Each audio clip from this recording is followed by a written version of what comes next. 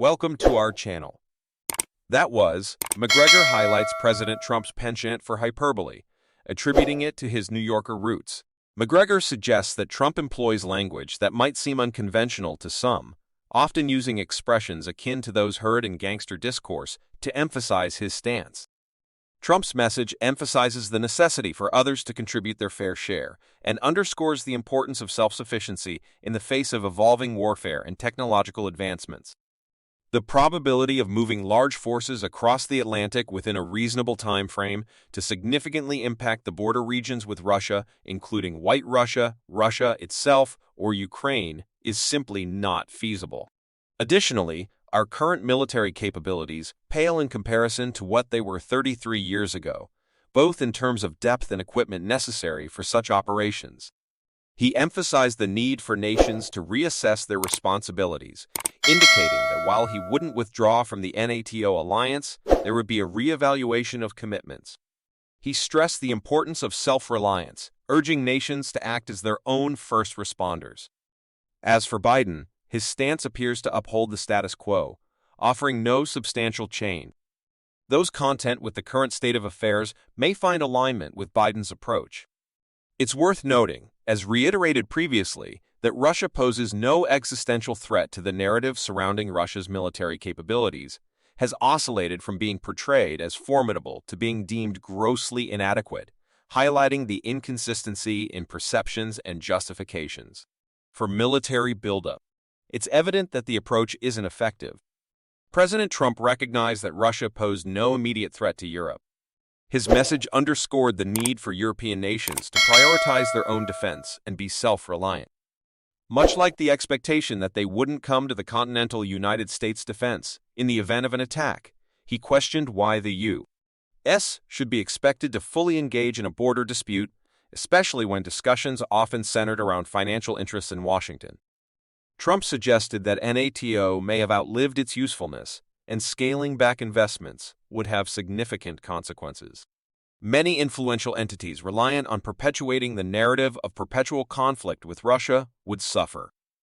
The notion of independent European action, despite their professed intentions, clashes with their dependence on financial support. While the conversation isn't about advocating for war, there's a measured approach to holding Iran accountable, particularly concerning the IRGC assets and leadership. The aim is to signal that actions won't stop at a limited response.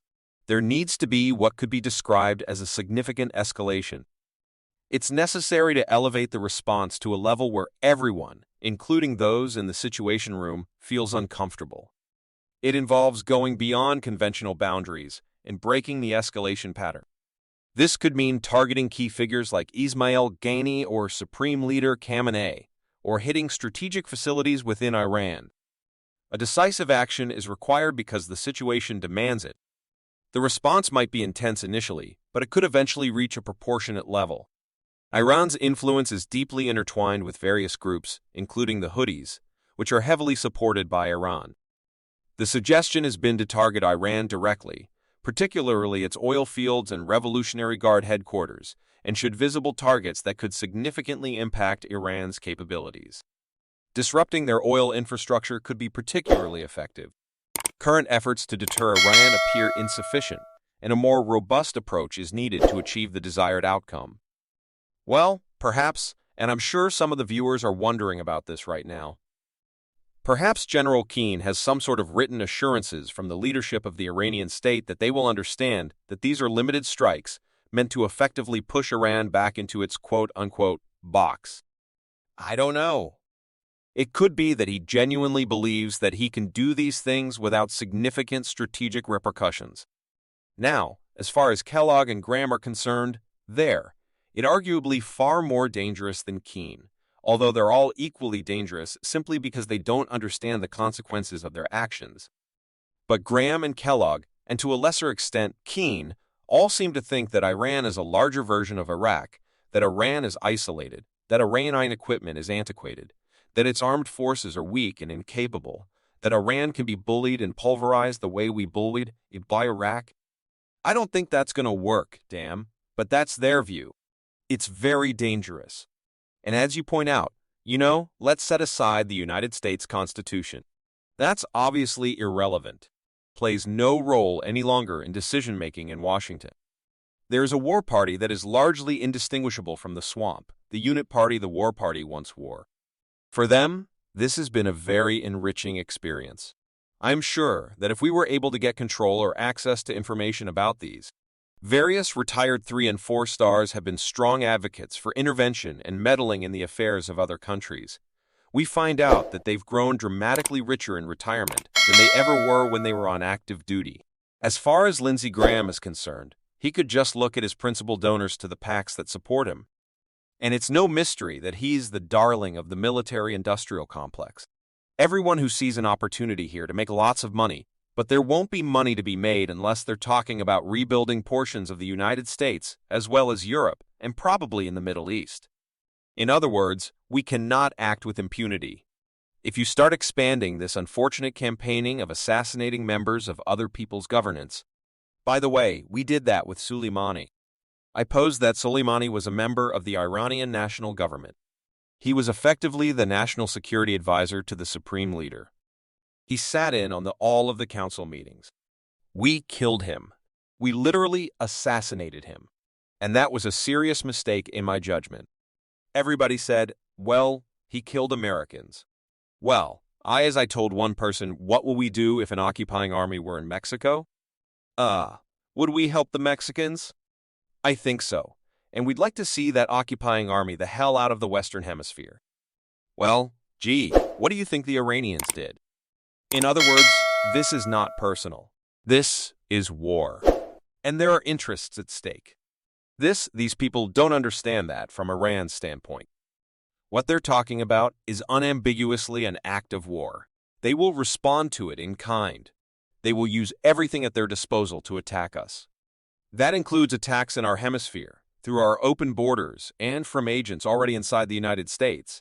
And more importantly, it will absolutely redound to our disadvantage in the region. The 57,000 Americans will be targeted, and they have enough missiles, enough rockets, enough military power to do enormous damage. And again, there's this falsehood that, well, the hoodies wouldn't be there if it weren't for Iran. The hoodies were there long before Iran was around. They turned to Iran in desperation because the Saudis were trying to exterminate them. And we chipped in and helped. So then they went to the Iranians. Iranians grudgingly gave them weapons. I told them from the beginning, we can't do much for you. You're going to have to make peace on your own. They said, we've tried.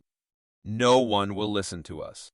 So now the hoodies are simply demonstrating their solidarity with all of the other Muslim Arabs in the region against Israel.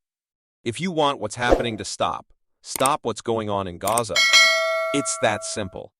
We were not going to do that. Yeah, we have to reckon with more bloodshed, destruction in the region. We are prepared to deal with anything that any group or any country tries to come at us with. And the president has been clear that we will continue to respond to threats that American forces face as we go forward. The president is determined to respond forcefully to attacks on our people, our strikes inside Iran, off the table. Again, Christians sitting here on television, it would not be wise for me to talk about what we're ruling in and ruling. Well, a couple of things. First of all, remember, and Americans may not be aware of this, but both the governments of Iraq and Syria are effectively kicking us out of their countries. Remember, our presence in Syria has always been illegal under international law, which we of course treat with complete contempt. But now it's become very, very clear that if we don't get out of both Syria and Iraq, all of our troops in those areas will be under very severe. People don't understand that the weapons used against us to this point are really rather modest and tend, on the whole, to be weapons that have been around for some time. The newest capabilities have not yet been employed against us, and there has not been universal agreement among the Arabs to attack us.